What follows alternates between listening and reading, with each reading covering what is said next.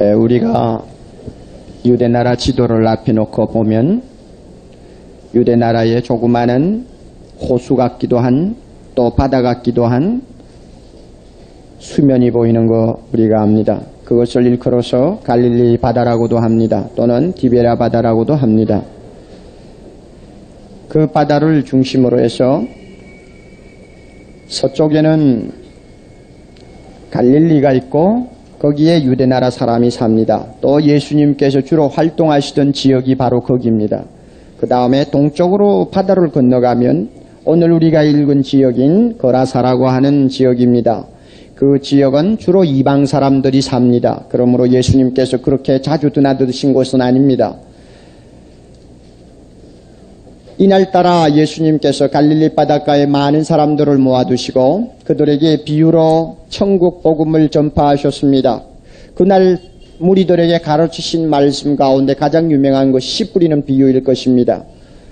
이렇게 예수님께서 하루 종일 바닷가에서 많은 사람들을 가르치신 다음에 황혼역이 거의 가까워지는 시간에 갑자기 예수님께서 제자들 보고 배를 타고 바다 건너편으로 가자고 명령하셨습니다. 제자들은 왜 예수님께서 바다를 건너 갑자기 가시자고 하는지 잘 모릅니다. 날씨도 별로 좋지 않는 때입니다. 시간도 얼마 있으면 어두워질 그런 시간이 가까워옵니다. 그런데 예수님께서 건너가자고 합니다. 제자들은 순종했습니다. 다른 배들도 예수님의 배를 따라서 몇 채가 따라 건너갑니다. 바다를 건너가서야 비로소 예수님께서 왜 그곳을 오자고 하셨는지를 제자들이 알았습니다. 무섭게 귀신이 들린 사람 하나를 만났던 것입니다. 예수님은 그곳에서 그 사람을 만나 고쳐주신 다음에 다시 돌아오셨습니다. 그러니 예수님이 왜 바다 건너편으로 가자고 그러셨을까? 목적이 있었기 때문입니다. 우리 주님은 행하고 정하는 모든 일에 의미 없이 하시지 않습니다. 모든 행동의 목적과 뜻을 갖고 계십니다.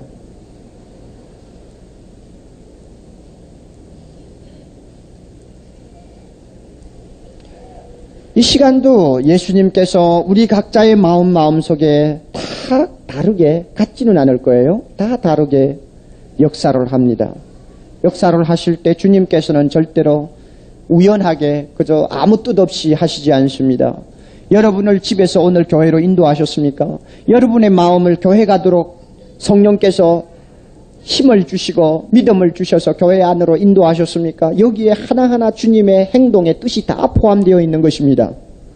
그런데 주님께서 갈릴리 바다를 건너자고 하실 때는 잃어버린 양 하나가 있었습니다. 무서운 귀신에게 시달리면서 절규하고 고통하는 그야말로 불쌍한 영혼 하나가 강 건너편에 바다 건너편에 있었습니다. 주님이 그의 절규하는 소리, 고통하는 소리를 들으시고 가만히 계실 수가 없었던 것입니다.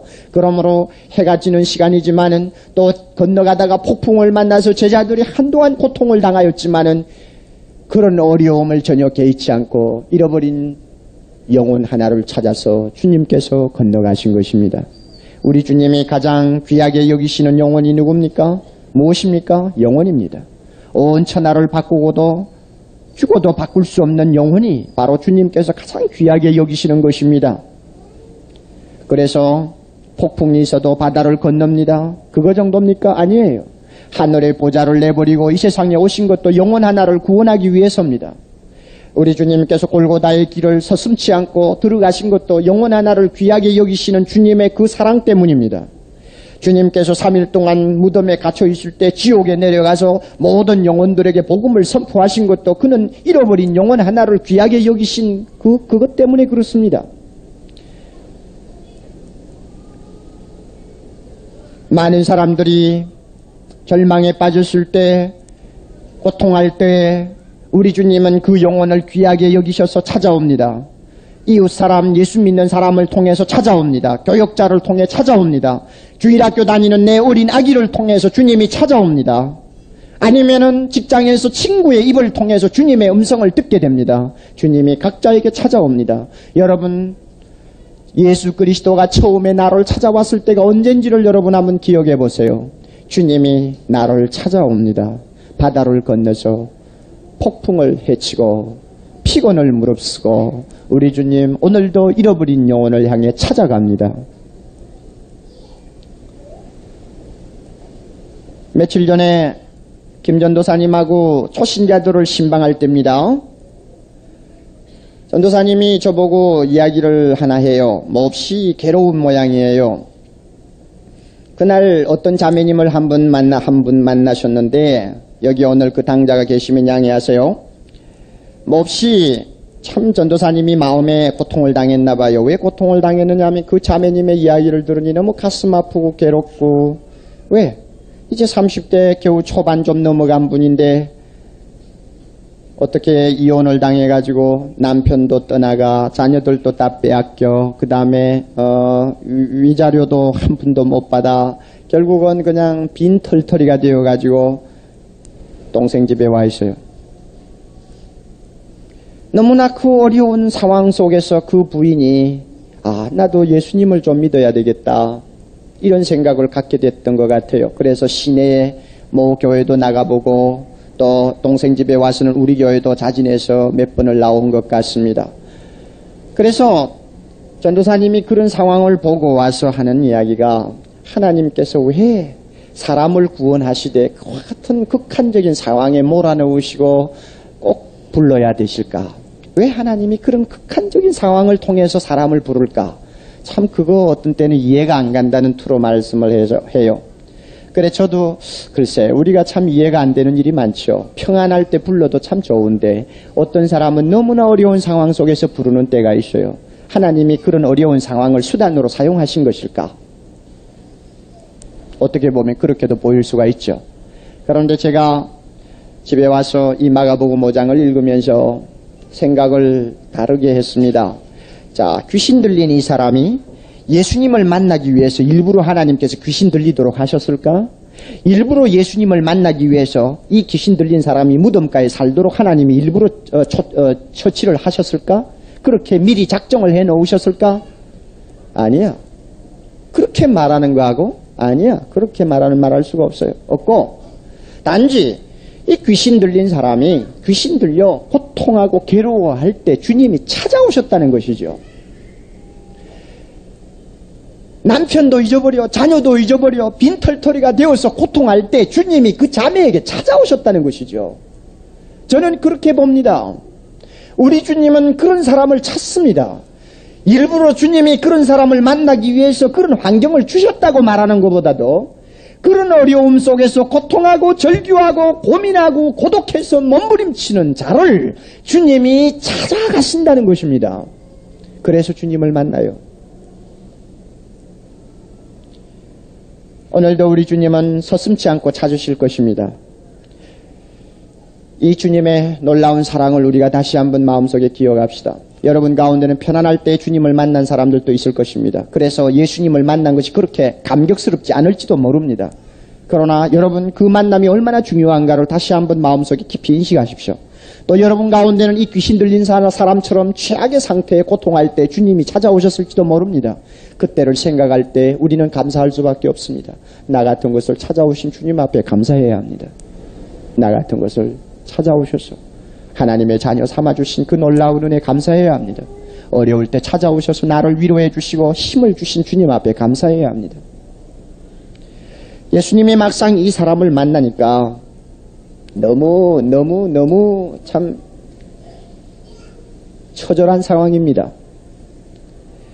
얼마나 많은 귀신이 그를 사로잡았는지 귀신 이름을 일컬어서 군대라고 했습니다. 리전이라고 하는 말을 쓰는데 이것은 로마 군대의 연대 단위를 말합니다. 연대. 그러니까 한 6,000명 되는 정도의 숫자인데 귀신의 수가 얼마나 많은지는 모르지만은 이 사람을 사로잡고 있는 귀신의 수가 6,000명 이상이라는 뜻이겠죠.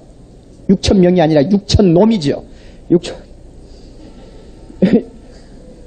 6,000놈의 이상이죠. 그렇게 많은 귀신들이 이 한 사람을 사로잡아가지고 그야말로 처참한 지경으로 끌고 다니는 것을 예수님이 목격한 것입니다. 몇 가지 그 사람에게 나타난 증세가 있죠. 유리하는 사람입니다. 유리하는 사람, 도대체 정처가 없어요. 온 사방을 돌아다니는 사람이 되어버렸습니다. 뿐만 아니라 더러운 곳만 찾아다닙니다. 무덤가에서 산다고 그랬어요. 무덤 속에서 산다고 그랬어요. 이 더러운 것만 좋아하는 스타일입니다. 뿐만 아니라 포악합니다. 쇠사슬을 메어놔도 아무도 그를 제어할 수가 없습니다. 금방 쇠사슬을 끊어버리고 뛰쳐나갑니다. 그리고 사람들을 해칩니다. 아주 포악합니다. 뿐만 아니라 자학합니다. 돌로 자기 몸을 칩니다. 피를 흘립니다. 자기를 괴롭힙니다. 얼마나 비참한 사람이죠. 이 사람을 지금 예수님이 찾아오신 것입니다. 오늘 우리 주변에 많은 사람들이 귀신의 고통을 당하는 경우가 있습니다. 여러분 생각하기를 지금은 귀신이 없다. 문명시대니까 귀신이라는 것은 옛날 미개시대나 하는 말이라고 생각하실지 모르지만 여러분 그 견해는 수정하시는 것이 좋습니다. 왜냐하면 지금도 귀신으로 시달리는 사람들이 많습니다. 정신병동에 찾아가 보세요. 정신병자라고 가두어 놓은 사람 중에 상당수가 귀신의 관계가 되는 사람들이 많아요. 또 산에 수용소 같은 데 가보세요. 정신환자라고 수용을 하고 있습니다마는 귀신으로 고통당하는 사람들이 많이 있습니다. 우리는 옛날에 유물이 파괴된다, 석굴암이 파괴된다, 불국사가 파괴된다, 손상된다 하면은 전 국민이 아쉬워하고 괴로워합니다마는 한 사람의 인격이 귀신에게 사로잡혀서 파멸에 들어가는 것을 보고 우리는 다 같이 고통하는 일이 드뭅니다. 지금도 귀신은 역사합니다. 여러분, 사탄이 있고요, 그 밑에 마귀가 있고요, 그 밑에 귀신이 있고 그리고 악령들이 있습니다. 사탄은 단수지만 귀신이나 마귀는 복수입니다. 숫자가 얼마가 되는지 모릅니다. 오늘 저는 여러분들에게 귀신론을 이야기하려는 거 아닙니다. 그러나 한 가지 분명히 알고 넘어가실 것은 귀신이 존재한다는 것입니다. 아마 이 가운데서 상당한 분들은 나는 귀신하고는 관계가 없어 이렇게 생각하실지 모를 것입니다. 그러나 여러분 진짜 예수 믿으시나요? 예수 믿으면 귀신하고는 관계가 없어요, 사실은. 그런데 우리 주변에 많은 사람들을, 이 아파트 단지 길거리를 다니는 수많은 사람들을 우리가 볼 때 저 사람들이 정말로 귀신하고는 전혀, 악한 영들하고는 전혀 관계가 없는 독립자들이냐, 아무도 그것을 장담하지를 못합니다. 정신과 의사라도 그것은 말하지 못합니다. 왜냐하면 인간은 어디까지나 육체적인 존재이기 때문에 육체 이상의 영계에 대해서는 자신 있게 말할 사람이 아무도 없습니다.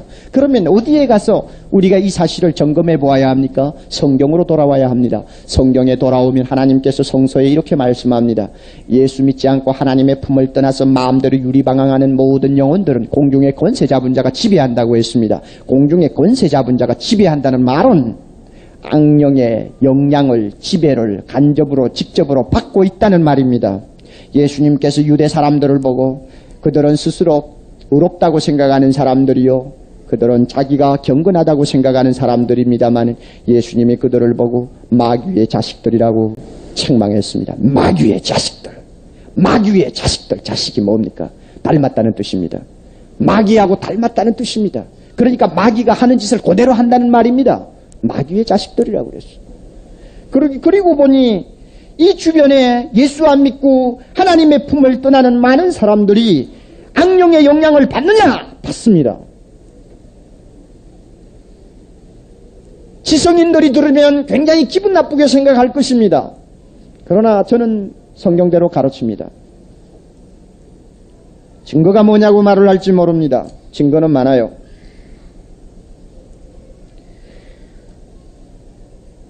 마음이 정함이 없이 사방으로 방황하는 사람, 바다의 물결처럼 정함이 없이 마음대로 왔다 갔다 하는 그런 사상을 가진 사람들은 전부 귀신의 영향을 받는 간접적인 존재들입니다.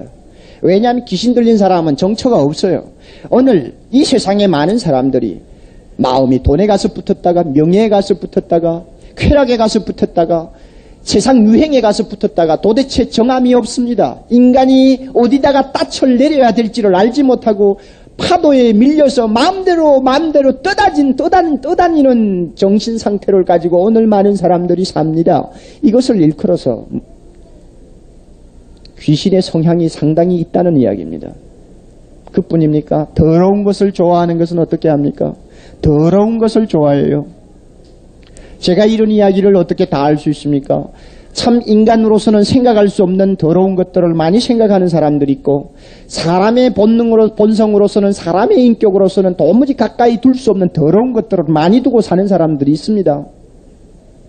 보고 듣는 것 전부가 더러운 것이요, 말하는 것이 전부 더러운 것이요, 마음속에 담고 있는 것 전부가 더러워서 감히 사람 앞에도 내놓을 수 없는 것들이 얼마든지 있습니다. 이와 같은 더러운 것을 사랑하고 좋아하는 사람들이 우리 주변에 많은데, 이런 사람을 일컬어서 악령의 영향을 받는 사람이라고 말합니다. 포악합니다. 돈을 가진 사람은 돈으로 가지고 포악하고, 권력을 가진 사람은 권력을 가지고 포악하고, 육체의 힘을 가진 사람은 육체의 힘을 가지고 포악하고, 이렇게 해서 많은 사람을 해칩니다. 오늘 그런 사람을 일컬어서 우리는 정신이 돌았다고 말합니다. 김일성이가 제정신인 줄 압니까? 스탈린이 제정신인 줄 압니까? 과거의 히틀러가 제정신인 줄 압니까? 전부 다 악령의 영향을 받은 마귀의 자식들이었습니다. 포악한 것은 사탄의 역사입니다. 자학합니다. 많은 사람들이 자기를 괴롭히고 자기를 천대합니다. 나쁜 약을 먹고 마시면서 자기를 학대하는 사람이 없습니까? 자기의 생활을 자꾸 더럽혀가지고 결국은 자기를 동물처럼 만드는 사람이 없습니까? 나중에는 심지어 자기 생명을 자기가 끊는 것까지 서슴지 않고 할 수 있는 그런 자학 행위를 많이 합니다. 이것은 마귀가 주는 영향입니다. 특히 예수를 만난 귀신이 주님을 만났을 때 두 마디 재미있는 말을 했는데, 첫째는 당신하고 내하고 무슨 상관이 있습니까? 이 말입니다. 당신하고 내하고 무슨 상관이 있어요? 하나님의 아들 예수요, 당신하고 내하고 무슨 상관이 있습니까? 이 마귀가 하는 말이거든요. 마귀의 전문 용어입니다. 그런데 요사이 예수 안 믿는 사람들에게 가서 예수 믿으라고 하고 그 다음에 구원받아야 한다고 하면 그 사람들 뭐라고 그래요? 하나님하고 내하고 무슨 상관이 있느냐고 그러죠. 그게 자기 말이 아니에요. 누구의 영향을 받아 하는 말입니다. 또 귀신 들린 사람이 예수님 보고 뭐라고 그래요? 나를 괴롭게 하지 말라고 그러죠. 이것도 마귀가 하는 전문 용어거든요. 나를 괴롭게 하지 말라. 예수 믿으라고 합니다. 신앙생활해야 한다고 합니다. 바로 살아야 한다고 합니다. 그러면은 제발 좀 괴롭게 하지 말라고 그래요. 자기 말로 하는 것처럼 말하지만 사실은 자기 말이 아닙니다. 누구 말입니까? 누구 말이요? 귀신 들린 사람 말이죠. 누가 하는 말이요? 귀신이 하는 전문 용어라니까. 제발 좀 괴롭게 하지 마.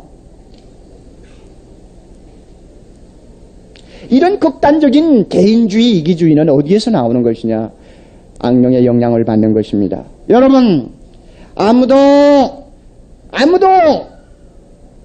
자기 자신이 악령과 관계없는 생활을 한다고 자부할 수가 없습니다. 예수 밖에 있는 모든 사람은 독립자가 아닙니다. 지배받는 사람입니다. 현대인은 굉장히 듣기 싫은 말이지만은 우리는 똑바로 말하지 아니하면 안 됩니다. 인간의 욕심과 인간의 정욕을 자극해서 그 인간으로 하여금 파멸에 이르도록 몰아붙이는 세력이 있습니다. 그 세력이 무엇입니까? 악령의 세력입니다. 수많은 사람들이 도덕적으로 타락하는 거 보세요. 수많은 사람들이 돈 때문에 타락하는 거 보세요. 수많은 사람들이 권력 때문에 몰락하는 것을 보세요. 그 배후에 악령의 역사들이 작용하는 것입니다. 악령은 인간으로 하여금 스스로 파멸하도록 끌고 갑니다.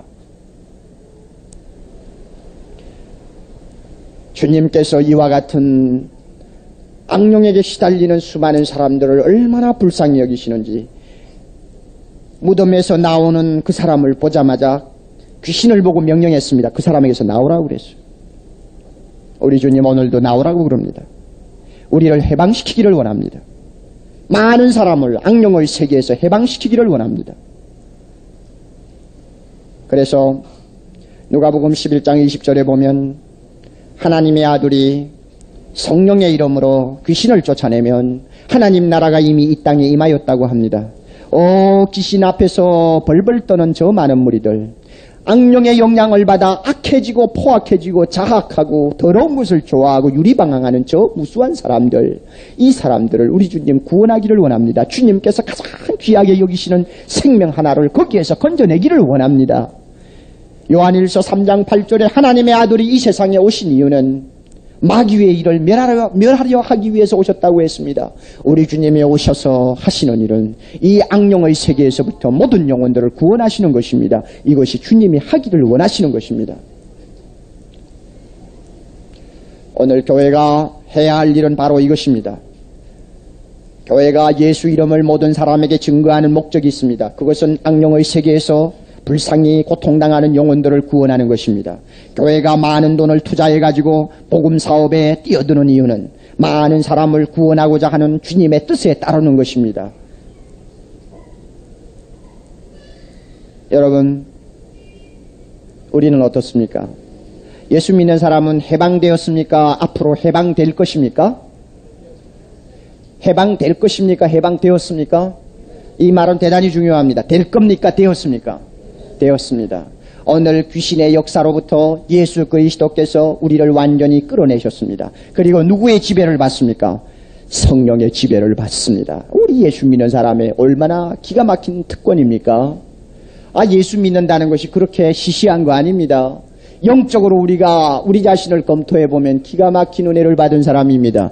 여러분 가정에 돌아가서 귀신 때문에 겁내는 사람 있나요? 이 가운데서 예수 믿기 위해서 나왔지만은 내가 예수 믿으면은 옛날에 믿던 불교 옛날에 믿던 귀신 때문에 가정에 무슨 우환이 생길까 은근히 두려워하는 사람들이 이 가운데 있을 수 있죠? 걱정하지 마세요. 이미 여러분은 예수 믿으면 해방되었습니다. 아멘. 세상에 나는 아직까지 귀신 때문에 겁내본 역사가 한 번도 없어요. 그래도 멀쩡하게 살아있다고요.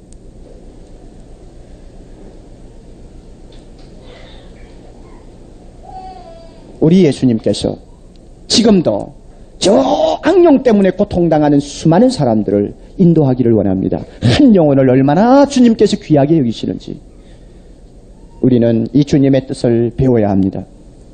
그런데 예수님께서 이 귀신 들린 사람을 만났더니 귀신이 예수님에게 간청합니다. 우리를 아무데나 쫓아내지 마시고 저 산에서 풀을 뜯고 있는 저 돼지에게 보내주세요. 돼지들에게 보내주세요. 그 당시에 돼지는 마치 양을 키우듯이 들여다 놓고 방목을 했던 것 같습니다. 그래서 돼지 떼들이 지금 가득히 비탈해서 지금 풀을 뜯고 있는데 그 돼지 떼에게 보내달라고 그럽니다. 그래서 예수님이 허락하셨어요. 그 돼지 떼가 나중에 귀신이 들리니 전부 다 미쳐가지고는 갈릴리 바다에 몰사했습니다. 이 성경 내용은 대단히 어려운 내용입니다. 많은 학자들이 이 문제를 놓고 고심합니다. 무엇이 고심이냐 하면 왜 귀신들이 돼지에게 들어가려고 했을까? 이것은 간단합니다. 이것은 간단해요. 왜 간단한가 하면 첫째는 귀신은 더러운 것만 좋아합니다. 그러므로 돼지는 구약시대에 정한 동물입니까? 부정한 동물입니까? 부정한 동물이 돼서 주님께서 유대 사람들에게는 절대로 돼지를 먹지 말라고 했습니다. 이 가운데 돼지 좋아하는 사람 손 들어보세요. 저도 돼지고기 먹어요. 그런데 돼지고기는 절대로 먹지 말라고 그랬어요. 그러니까 자연히 유대 나라 사람들은 돼지 키우지도 않았고 돼지를 먹지도 않았습니다. 그래 바빌론의 포로가 되어서 잡혀갔을 때 바빌론 사람들이 유대 사람들의 정신세계를 일부러 허물어뜨리기 위해서 끌어다가 돼지고기를 먹였죠. 마치 술 안 먹는 크리스찬을 다려다가 일부러 술을 퍼마시게 하는 것이나 똑같은 일을 했어요. 돼지는 부정한 음식. 그러니 귀신이 돼지를 좋아하는 것은 당연합니다. 더러운 것이니까 더러운 것을 좋아할 수밖에 없죠. 그래서 들어가려고 한 것입니다. 이것은 해석이 돼요. 또 하나 귀신이나 악령은 하나님이 만드신 이 자연 세계를 파괴하려고 하는 파괴 근성이 있습니다. 사람을 해치려고 해요. 아름다운 것을 더럽히려고 해요. 선한 것을 악하게 만들려고 해요. 잘 되는 것을 무질서하게 만들려고 해요. 이 악령의 역사인데 어떻게 하든지 저 돼지 떼들을 몰사시킴으로 인해서 거라사에 사는 돼지 주인들이 하나님을 용하게 만들고 싶었던 것도 사실일 것 같습니다. 그리고 되도록이면 제산상에 손해를 입히려고 하는 그 악령의 근성이었을 것은 당연합니다. 그래서 돼지를 택한 것입니다. 그러나 이와 같이 우리가 해석을 할 때 한 가지 어려운 문제에 봉착하는데 왜 예수님께서 악령의 그 근성을 알면서도 허락을 하셨느냐 하는 문제입니다. 여기에 대해서 여러분들은 상당히 좋은 대답을 지금 듣기를 원하실지 모르지만 저는 대답을 못하겠습니다. 왜냐하면 성서에 거기에 대한 어떤 대답을 해주지를 않습니다. 영계의 일은 우리에게 닫혀진 것이 많습니다. 우리에게 아직도 비밀로 공개가 되지 아니한 깊은 것들이 많은데 이 사실이 바로 그거예요. 왜 예수님께서 악령의 뜻을 알면서도 2,000마리나 되는 그 재산을 전부 못 쓰게 만들도록 하셨을까? 그래서 어떤 학자들은 이렇게 해석도 합니다. 주님께서 귀신 들린 자를 치료해 주시는 것이 하나의 목적이요. 또 하나는 그 돼지 주인이 분명히 유대인이었을 것이다. 그런데 유대인인데 하나님 섬기는 것을 그냥 내버리고 갈릴리 바다를 건너가서 이방인 세계에 들어가가지고 이방인들이 좋아하고 돈벌이가 잘 되는 돼지업을 했을 것이다.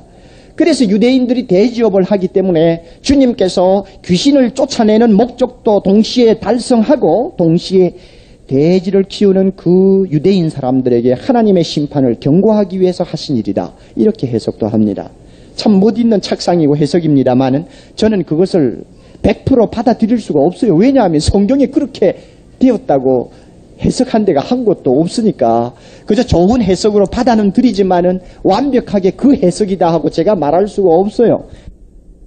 주님의 이 감추어진 뜻 앞에는 우리가 겸손해야 합니다. 우리는 다 알 수가 없습니다. 그런데 우리가 놓칠 수 없는 중요한 진리 한 가지는 있습니다. 그것은 뭐냐면 수천 마리의 돼지를 희생시키더라도 잃어버린 양 하나를 구원하겠다 하는 주님의 강한 뜻은 여기에 나타나 있습니다. 엄청난 재산을 잃어버리는 한이 있더라도 주님께서 이 영혼 하나를 구하겠다. 이거 주님의 뜻입니다. 왜? 한 영혼의 가치는 천하보다 귀하기 때문에 우리 주님께서는 얼마를 지불하고 소비를 했든 간에 그것을 값으로 따지지를 않습니다. 그러기에 그는 하나님 나라의 영광도 다 내버리고 이 세상에 오셨고 자기의 생명의 그 가치도 따지지 않고 십자가에서 다 희생시키셨고 그렇게 해서 우리를 구원해 주시지 않았습니까? 마찬가지입니다. 여러분 이 가운데서 아마 상당한 손해를 보고 예수님 앞으로 오신 분들도 계실 것입니다. 우리가 생각하면 가끔 그럴 수가 있어요. 야, 저 사람이 저렇게 많은 재산을 날리지 않고도 예수님 앞으로 나와서 하나님의 자녀가 될 수 있었지 않겠는가? 그렇게 생각도 됩니다만은 우리 주님께서 어떤 사람에게는 수천만 원의 재산을 날리게 하시고 모든 것을 잃어버리게 하신 다음에 그 영혼 하나를 구할 때가 있습니다. 왜? 그 영혼의 가치는 그 재산 가지고는 비교가 안 되는 것이기 때문입니다. 우리 인간들은 돈 합니다마는 우리 주님은 그렇게 보시지 않아요. 어떤 사람은 명예를 전부 송두리째 다 빼앗기고 나서 겨우 예수님 앞에 구원받은 하나님의 자녀도 있습니다. 아, 우리가 볼 때 그 명예가 얼마나 값진 것인데 그렇게 다 없애버리고 그 사람 영혼을 구원해? 이해가 안 갑니다마는 주님 앞에는 명예가 영혼하고 비교가 되지 않습니다. 지금도 감옥에 들어가 있는 모 장로님 같은 분은 우리가 생각할 수 있습니다. 그 화려한 관직에서 비참하게 떨어져서 감옥으로 들어갈 때 그는 분명히 하나님 앞에 회개했을 것입니다. 왜 내가 좋은 자리에 있고 성공했다고 말할 때 하나님하고 가까이 살지를 못했을까? 아마 자기 자신이 굉장히 자기를 돌이켜 보았을 것입니다. 그런 경우에 한번 보세요. 여러분, 주님께서는 그 영혼이 귀하기에 명예도 재산도 심지어 건강까지도 완전히 주님께서 희생시키면서까지 그 영혼을 구할 때가 심히 많습니다. 왜? 영혼의 가치가 그만큼 주님에게는 귀한 것이기 때문입니다. 만약에 오늘 이 가운데서 많은 손해와 많은 고통을 통해서 주님 앞에 나온 분이 계시면 우리 주님 감사하지. 나에게 가장 귀한 것이 이 영혼이기 때문에 모든 것을 다 주님께서 손해보면서도 나를 구원해 주셨구나. 여러분 이렇게 생각하시고 감사하셔야 됩니다. 이거는 사람의 눈으로 알 수 없는 진리입니다.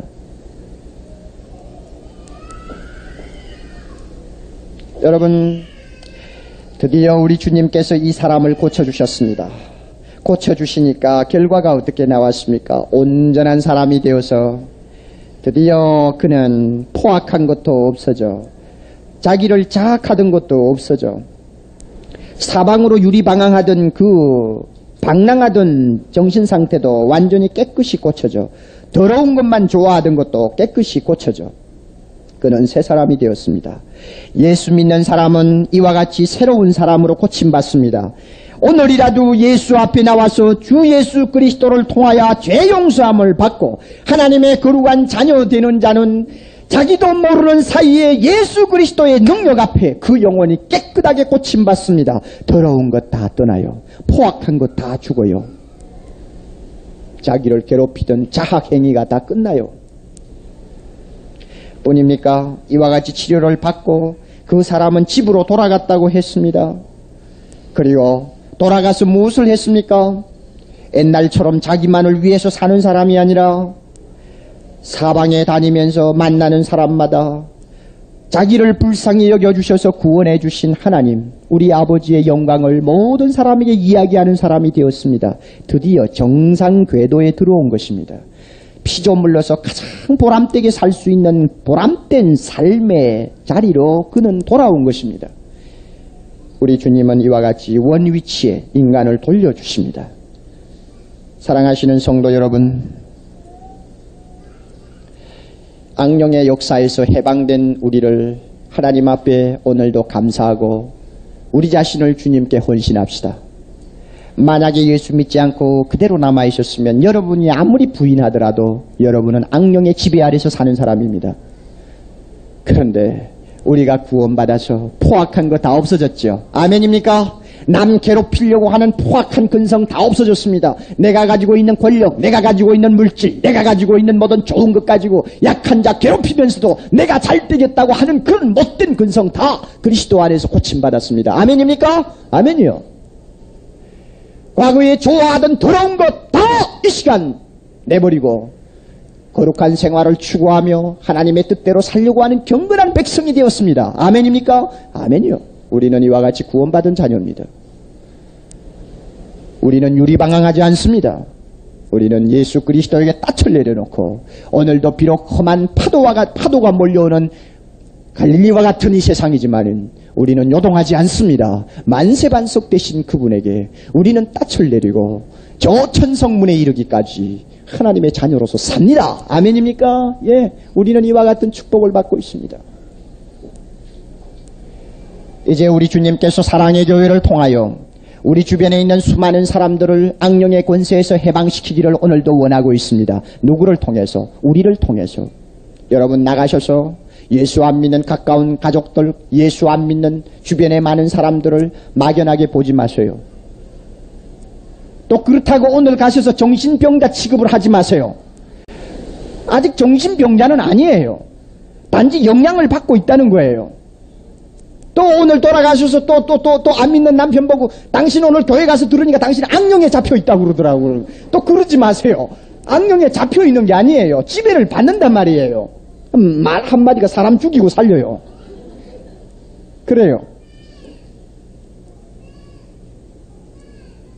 우리 세상 사람 보는 눈이 똑발라야 합니다. 그래서 그들을 그리스도 이름으로 구원합시다. 주님께서 가장 귀하게 여기시는 것, 한 영혼을 구원하는 것입니다. 우리가 교회를 위해서 수억을 지불하고 또는 수천만 원을 투자하고 그래도 영혼을 구원하는 그 고귀한 일에 비하면 그 돈은 비싼 것도 아니요 많은 것도 아니요 거액도 아닙니다. 주님께서 한 영혼을 아끼시는 것이 얼마나 큰가를 압니까? 우리가 그 정신 이어받아야 됩니다. 만약에 교회가 이 정신 배우지 아니하면 교회는 기업이 될 것이요. 교회가 또 교회 신자들이 이 정신에서 모든 영혼을 구원하려고 하는 뜨거움이 없으면 그 사람은 극단적인 이기주의자가 될 것이요. 교회가 제 위치에서 탈선하고 말 것입니다. 귀신에게 시달리며 소리치고 파멸에 들어가고 있는 한 영혼을 위해서 갈릴리 바다를 건너가시던 우리 주님의 그 정신, 오늘 우리가 배우면서 사랑의 교회를 통하여 하나님의 크신 역사가 이루어지도록 우리 다 같이 힘 모아서 전진하도록 노력하십시다. 다 같이 기도합시다.